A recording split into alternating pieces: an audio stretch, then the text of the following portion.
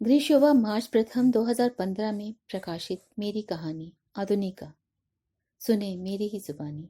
मैं डॉक्टर नीजा श्रीवास्तव, उपनाम नीरू। बताइए मम्मी जी, क्या नाश्ता करेंगे सब? मैं फटाफट तैयार किए देती हूँ। पैर छूकर नई बहू श्रेया उत्तर की प्रतीक्षा में सासू माँ के पास खड़ी हो गई। गीले कटे बालों में हेयर बैंड लगाए, सीप कड़ी हल्के गुलाबी रंग की साड़ी में लिपटी श्रेया को सभी अवाक से देख रहे थे। लगता ही नहीं कि अभी भी शादी होकर आई है। हल्की सी बिंदी, हाथों में बस दो दो चूड़ियां, पतला सा मंगलसूत्र, कानों में छोटे छोटे बुंदे। ये क्या बहू, कम से कम ढंग की साड़ी तो पहन लेती। न तन पर गहने, न ढंग का मेकअप। माँ बाप ने कुछ दिया ही नहीं किया। सब तो यही कहेंगे, गरीब समधियाना चुन लिया हमने। तुम्हारी आज पहली रसोई है, ऐसे कैसे? सासू यशोदा उल्हानों से भरी बैठी थी। अब तो सारे मेहमान चले गए मम्मी जी, बस घर के ही लोग तो हैं जिनके साथ रोज ही रहना है। ऐसे इजी होकर जल्दी ही घुल मिल जाऊंगी। और फिर गर्मी भी कितनी है पापा जी, है ना? उसने मोड़े पर बैठे अखबार पढ़ते पापा जी यानी शांति स्वरूप से मुस्कुराकर सहमति भी ले ली। उसकी पैनी नजर ने घर के सबसे समझदार व्यक्ति को भांप लिया था। बेटी ठीक ही तो कह रही है यशोदा। जा बेटा, बना कुछ बढ़िया सा। यशोदा ने बुरा सा मुंह बनाया। सब कुछ नहीं बनाना आज इसे, केवल मीठा बनाना है बहू। ठीक है मम्मी जी, मीठा कहती हैं तो मीठा ही बना दूंगी पहले, पर बाद में नहीं। केवल मीठा, आज शगुन हो जाने दे। मखाने साबूदाने की खीर बनानी आती है? चल वही बना। श्रेया की जेठानियों बिंदु और अरुणा ने मुंह बिचकाया, फिर एक दूसरे को आंखों से कुछ इशारा किया और मुस्कुरा उठे कि अब पता चलेगा ये खीर नहीं, सासू माँ की टेढ़ी खीर है। श्रेया रसोई में घुस गई और झटपट मखाने की खीर बना डाली। खीर बहुत स्वादिष्ट बनी थी। सभी ने दो दो बार बाउल भर भर कर इतनी खाई कि और नाश्ता करने का मन ही नहीं किया। श्रेया काम बहुत जल्दी करती तो भी उसका अंदाज बेहद सही होता। दूसरे दिन से ही श्रेया ने घर का बहुत सारा काम संभाल लिया। जिन कामों को लेकर दो जेठानियां, सासू व ननद चारों दिन भर काम में लगी रहती, उन्हें श्रेया कुछ ही घंटों में खत्म कर दिया करती। फिर उस अपने लैपटॉप पर बैठ जाती, कंपनियों में जॉब ढूंढती, आवेदन करती, फिर कुछ पढ़ाई भी। कुछ किताबें भी वो अपने साथ लाई थी। श्रेया ने अच्छे प्रतिशत लेकर एम फार्मा किया हुआ था। 1 महीने बाद ही उसकी एक ड्रग कंपनी में अच्छे पद पर नियुक्ति हो गई। श्रेया जल्दी करो, उसके पति शीर्ष ने आवाज दी। आज नौकरी का पहला दिन था। सलवार सूट में तैयार श्रेया ने सबका आशीर्वाद लिया। चलती हूँ पापा जी, मम्मी जी, श्रेया ने कहा तो यशोदा आंखें नचाकर कुछ बोलने ही वाली थी कि शांति स्वरूप ने आंखों के इशारे से उन्हें गलत बोलने को मना किया। अर्णा और बिंदु एक दूसरे को कंधा मारकर इशारे में बोल उठे कि देखा, फिर मुंह बिचकाया। एक हाथ में घड़ी तो दूसरे में ब्रेसलेट, कंधे पर एक तरफ लटकता स्टॉल तो दूसरी तरफ बड़ा सा पर्स, पैरों में ऊंची एड़ी के जूते और आंखों पर धूप का चश्मा चढ़ा। जब श्रेया गाड़ी में बैठी तो सास ननद व जेठानियां उसे आंखें फाड़ कर देख रही थी। मम्मी जी ने तो हमें एक एक साल तक सिर से पल्लू भी नहीं उतारने दिया था। सूट पहनने की तो बात ही छोड़ दो, अर्णा चिढ़ कर बोली। तब तो पापा जी कुछ बोल न पाए थे। पूरे साल नई बहुरिया ही बनकर रही मैं, बिंदु ने मुंह बनाते हुए जोड़ा। कहा, और इसे तो देखो, नंगे हाथ चल पड़ी। न चूड़ा, न चूड़ी, न ही सिंदूर की लंबी रेखा, न बड़ी सी बिंदिया और न पैरों में पायल। हम तो ऐसा कभी न करें। पापा जी ने फुसफुसाती बहुओं को घूर कर देखा तो दोनों चुप हो गई। शांति स्वरूप मन में सोचते कि दोनों कहने को तो बीए पास करके आई हैं, पर दिमाग में वही कूड़ा है, जरा भी नहीं खुला। और बेटी सोनाक्षी का तो बीएड करने के बाद भी इसी सब में दिमाग चलता है। अच्छा है, सब श्रेया से ही कुछ सीख लें। धीरे धीरे श्रेया ने रोज सुबह का तेल घी वाला नाश्ता हेल्दी ब्रेकफास्ट में बदल दिया। पराठे, पूरी, कचौड़ी, पकौड़ों आदि की जगह दूध, कॉर्नफ्लेक्स, अंकुरित मूंग, चना, अंडे सैंडविच, जूस, दलिया मिलने लगे। और उसने खासियत बताते हुए चाय हटाकर ग्रीन टी की आदत टलवा दी। घर के सारे मर्द उससे इत्तेफाक रखते, पर औरतों को कुछ ज्यादा ही परेशानी होती उसके साथ। ऑफिस जाने के पहले एक दाल एक सब्जी श्रेया बना जाती। रात में रोटियों का जिम्मा उसका होता। जिस तेजी से वह आटा गूंथती व रोटियां बनाती, उसे घर की सारी औरतें आंखें फैलाए देखती रह जाती, चाह कर भी मीन मेख न निकाल पाती। पापा जी तो उससे बहुत ही खुश थे। उन्हें वक्त से करेले का जूस भी मिल जाता और ठंडी छाछ भी। सच में श्रेया ही पढ़ी लिखी बहू मिली है, बाकी सब तो पापा जी ने चेहरा कंधे तक झटका था। करवा चौथ का त्योहार आने वाला था। घर में काफी उत्साह दिखाई दे रहा था। सारी औरतें दिन भर उसकी ही तैयारी में जुटी रहती। क्या पहनना है उस दिन, क्या खरीदना है, कैसा श्रृंगार करना है, टेलर से इस डिज़ाइन का ब्लाउज सिलवाना है, तो पूजा के थाल, नई चलनियों व पूजा सामग्री की खरीदारी, इसके अलावा बनने वाले भोग पकवान को लेकर तमाम तैयारियां। देर हो गई भाभी, आज बहुत काम था, कल भी काफ़ी होगा। थकी थकी सी श्रेया ने दरवाज़ा खोले खड़ी अर्णा से कहा, क्यों करवा चौथ की छुट्टी नहीं तुम्हारी? चल कर देखो हम लोग क्या क्या खरीद कर लाए हैं। तुम्हारा तो पहला करवा चौथ है। वे उत्साह से बोली, नहीं भाभी, मुझे तो ऑफिस जाना पड़ेगा, बहुत काम है आजकल। अरे तो छुट्टी ले लो। नहीं नहीं भाभी, नई नई नौकरी है, ऐसा नहीं कर सकती। अरे तो व्रत कैसे रखोगी? सुबह से बिना खाए पिए काम कैसे कर पाओगी? पहली बार तो निर्जला रखना जरूरी ही है। गलती से कुछ खा पी लिया तो बड़ा अपशगुन होगा। मैं व्रत में वैसे भी विश्वास नहीं करती। लौटकर आप लोगों की पूजा में हाथ जोड़ लूंगी। हाय राम, यह क्या कह रही हो? अर्णा श्रेया के कहे पर विश्वास ही नहीं कर पा रही थी। कैसी औरत है यह, अपने आदमी के लिए इतना भी नहीं कर सकती। मम्मी जी सुनेंगी तो बवाल ही कर देंगी। अर्णा ने सोचते हुए मुंह टेढ़ा किया। श्रेया ने निर्जला व्रत नहीं रखा था, जिससे मम्मी जी काफी रुष्ट थी। उस दिन ऑफिस से लौटने में उसे 8 बज गए। उसने फटाफट कपड़े बदले, हाथ मुंह धोया, पूरियां कचौरियां तलकर बच्चों और पापा जी को खाना खिला दिया। बड़े भैया और छोटे भैया ने तो पत्नियों के डर से पूजा से पहले खाना न खाने में ही अपनी खैर समझी। पर शीर्ष भैया लोगों की देखा देखी मना जरूर कर रहा था, लेकिन पेट में तो चूहे दौड़ रहे थे। भूख तो वैसे भी उसे बर्दाश्त न होती, गरम पूरी कचौड़ी देखकर तो और भी। श्रेया समझकर मुस्कुरा उठी।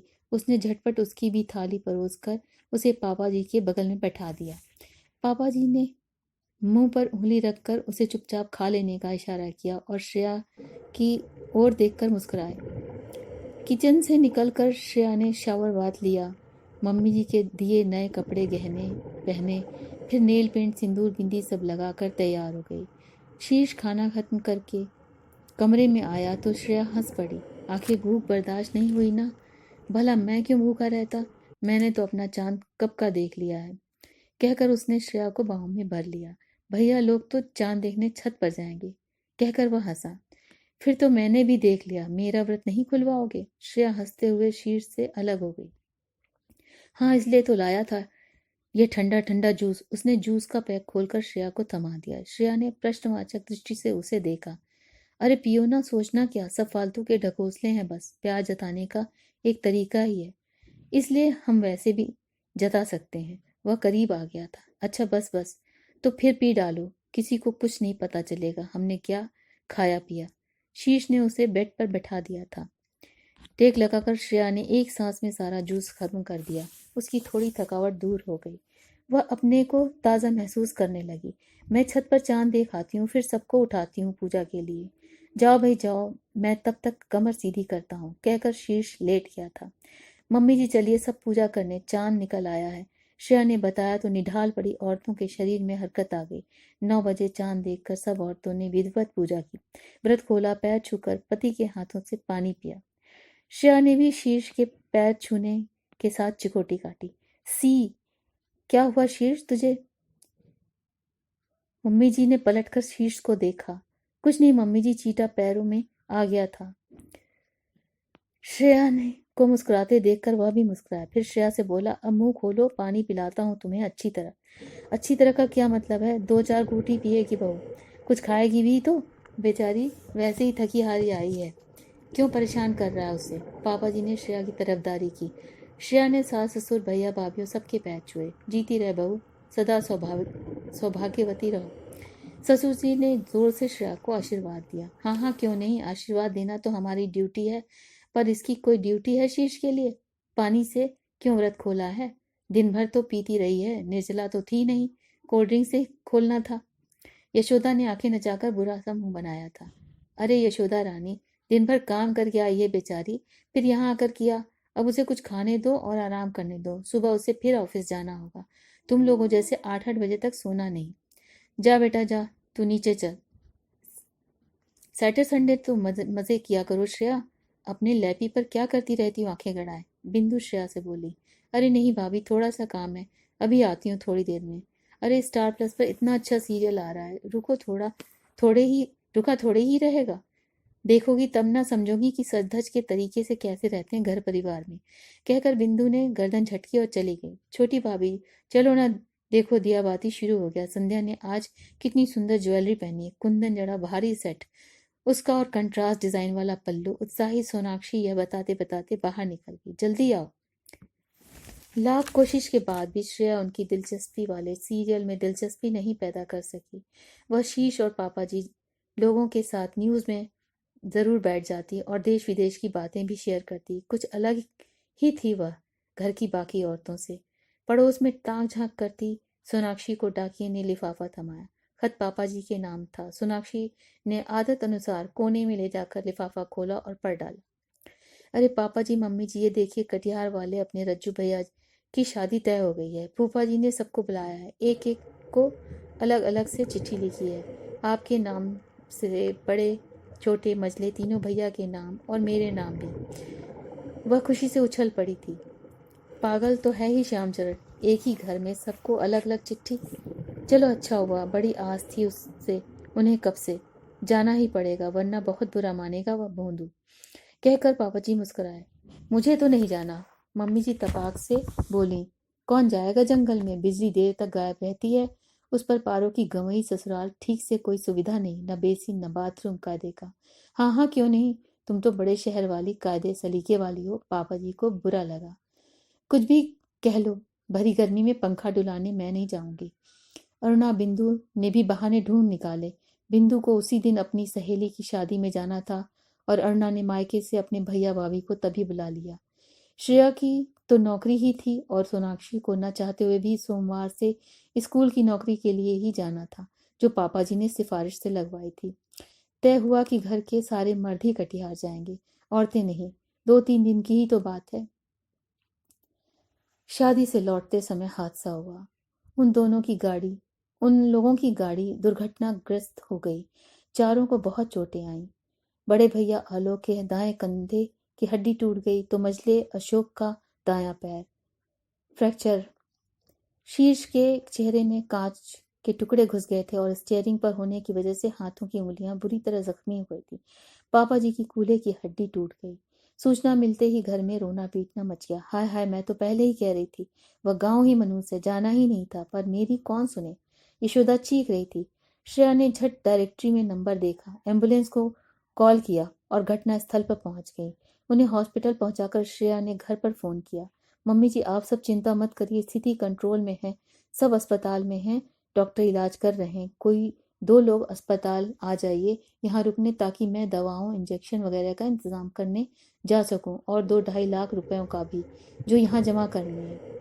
इतने रुपए आएंगे कहाँ से, इनके खाते में तो है नहीं। मम्मी जी ने पहले ही अपना पल्ला झाड़ा। अपनी नॉर्मल आवाज़ से वे यह बोली, फिर आवाज़ बदलकर दहाड़े मारने लगी। हाय हाय, ये क्या हो गया। अरुणा और बिंदु बहू आलोक अशोक की चेकबुक लेती जाओ, वे वहीं साइन कर देंगे। उनकी आवाज़ एकदम सही हो गई थी।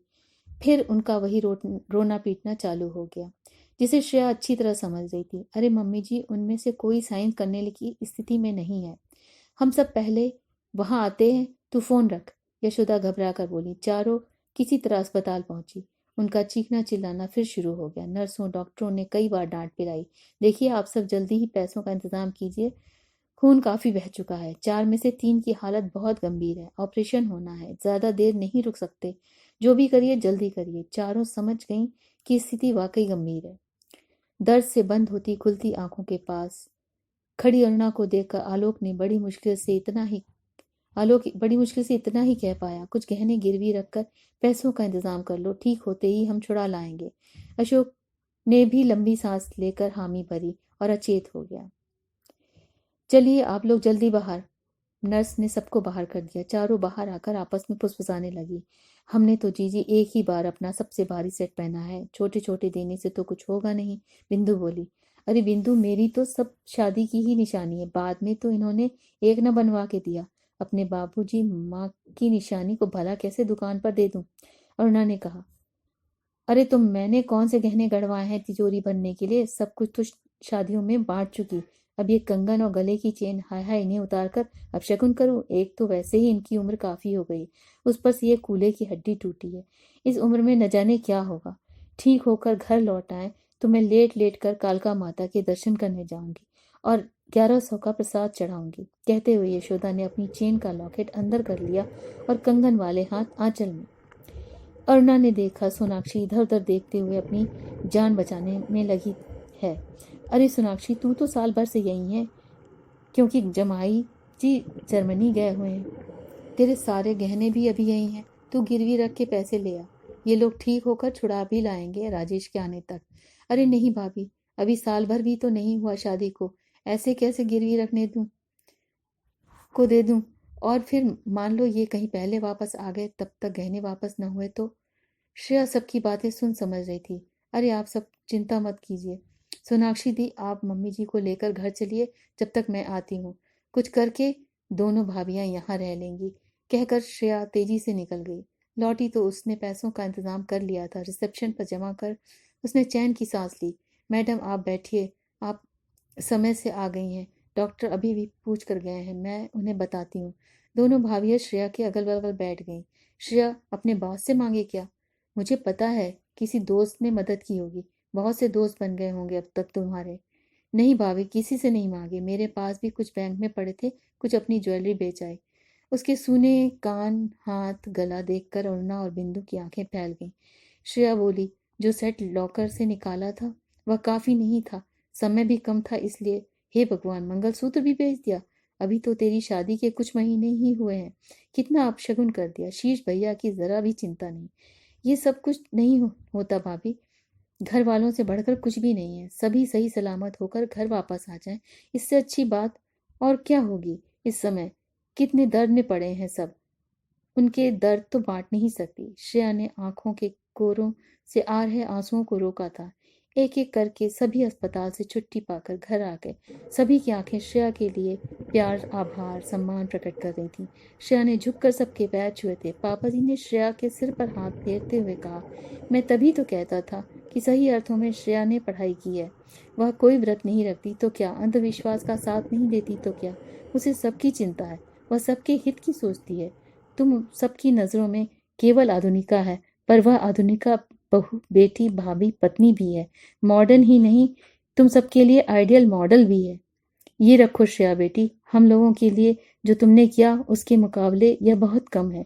कहकर शांति स्वरूप ने ज्वेलरी के 4 डिब्बे श्रेया को थमा दिए और बोले, जीती रहो बेटी। शीर्ष की आंखों में मनुहार था कि ले लो श्रेया, तुम्हारा हक बनता है। Thank you.